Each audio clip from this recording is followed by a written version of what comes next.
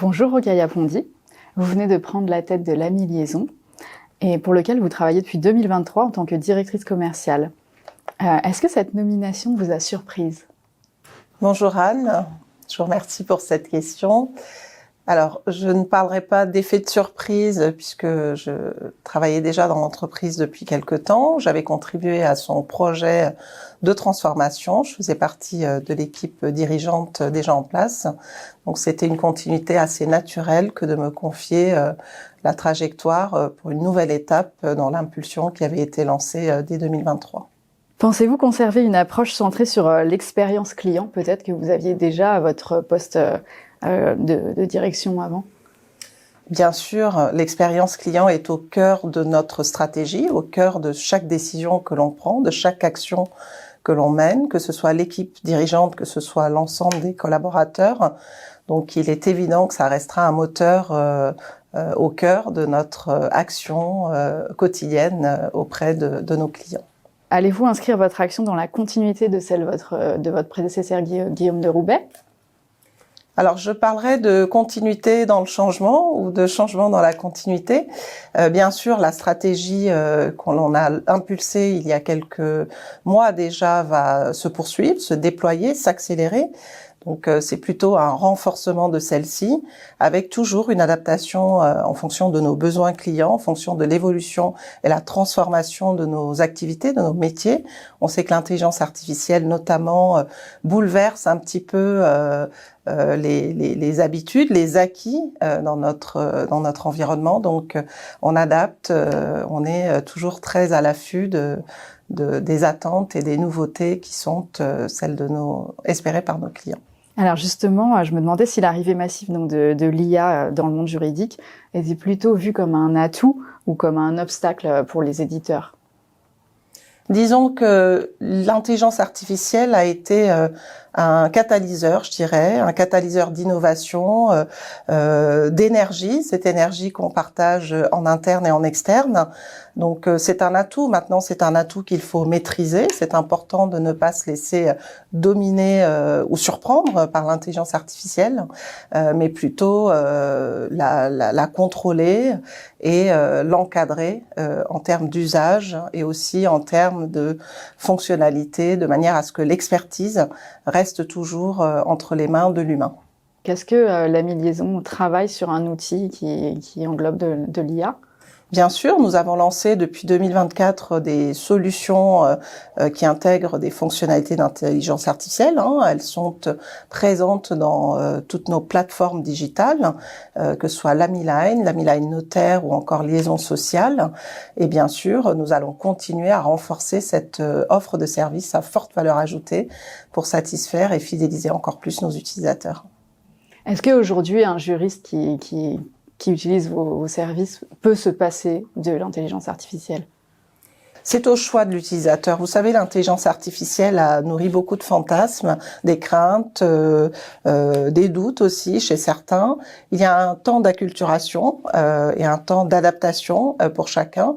On accompagne aussi nos utilisateurs puisque nous avons notre académie de formation, l'AMI Liaison Academy, qui permet justement d'apprendre à prompter, d'apprendre à dompter l'IA quelque part, puisque c'est important de garder le contrôle. Donc, disons que le niveau de maturité dépend de l'utilisateur, de la profession. On a certaines professions qui sont très orientées vers toute la technologie, toute la digitalisation offerte par la chaîne de services éditoriale, et puis d'autres qui sont un peu plus réticentes, mais on s'adapte puisque aujourd'hui l'intelligence artificielle reste vraiment un choix de travail à opérer par l'utilisateur. Elle n'est pas imposée dans nos solutions, bien qu'elle soit embarquée dans une seule et même expérience au sein d'une plateforme unique. Et quelles sont les professions les plus réticentes? Alors, je vais répondre à contrario à votre question. Je dirais que de ce qu'on a pu constater, les avocats, les juristes d'entreprise ont été les premiers à manifester en tout cas une curiosité et souhaiter aller au-delà de cette curiosité. Le notariat, dont on est très proche, les juristes de collectivités d'entreprise, de collectivités locales, à la refaire. Et les agents publics ont peut-être mis un petit peu plus de temps pour passer ce cap de la curiosité et rentrer dans une forme d'apprivoisement de l'intelligence artificielle juridique, tout le moins. Est-ce que vous pensez que c'est parce qu'ils avaient peut-être des process peut-être un peu plus formels, des organisations différentes? C'est possible. Vous savez, en fait, il y a deux échelons de décision, quelque part, d'aller ou pas sur l'intelligence artificielle juridique. Il y a le niveau de la structure de l'entité. Effectivement, dans le secteur public, on sait qu'il y a des garde-fous assez forts en termes de sécurité, de réglementation. Donc là encore, on répond avec une totale transparence sur nos engagements au niveau du groupe Carnot en termes de sécurité. Et puis, vous avez l'échelon individuel, qui dépend des habitudes de travail, des usages de chacun et du niveau, j'allais dire, d'appétence technologique finalement. Donc, en fin de compte, on peut avoir moult explications à ces degrés différents de maturité sur le sujet. Quelles sont vos priorités pour booster la croissance de la mi-liaison? Notre priorité est clairement d'installer l'intelligence artificielle juridique auprès de chacun de nos utilisateurs.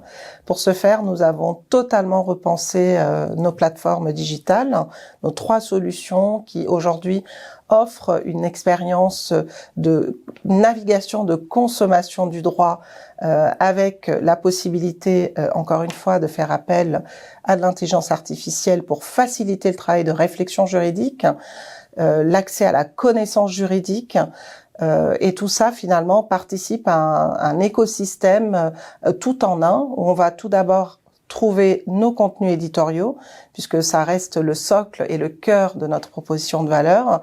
Et puis ces contenus sont optimisés en termes d'accès, d'exploitation, avec différents modules d'intelligence artificielle qui permettent d'en sortir, on va dire, le meilleur et la substance la plus exploitable ou efficiente pour le besoin. Alors, le monde de l'information juridique ne vous est pas inconnu, car vous avez travaillé au sein du groupe Lefebvre longtemps. Racontez-nous. Alors oui, effectivement, l'information juridique est un secteur que je pratique depuis quasiment 20 ans. J'ai tout d'abord évolué dans le monde de l'assurance avant de rejoindre l'édition juridique. Et en effet, pendant 8 ans, j'ai opéré chez Lefebvre sur des fonctions de direction commerciale, marketing, stratégique, et une expansion au sein des filiales en Europe. Du coup, vous avez vu l'essor de l'IA. C'était déjà le début chez Lefebvre ou pas du tout? Disons que je suis arrivée chez la mi-liaison à un moment charnière où l'intelligence artificielle juridique était en travaux, on va dire, dans les coulisses chez les éditeurs juridiques. Et donc, j'ai eu le plaisir, en arrivant dans cette belle maison qu'est la mi-liaison, de contribuer aux derniers ajustements avant la mise au marché courant 2024, lors de temps forts pour nous, le congrès des notaires, tout d'abord en septembre, puis la matinale, la Mi-Line au mois d'octobre. On a pu révéler toutes ces évolutions et surtout les nouvelles plateformes qui portent ces évolutions technologiques.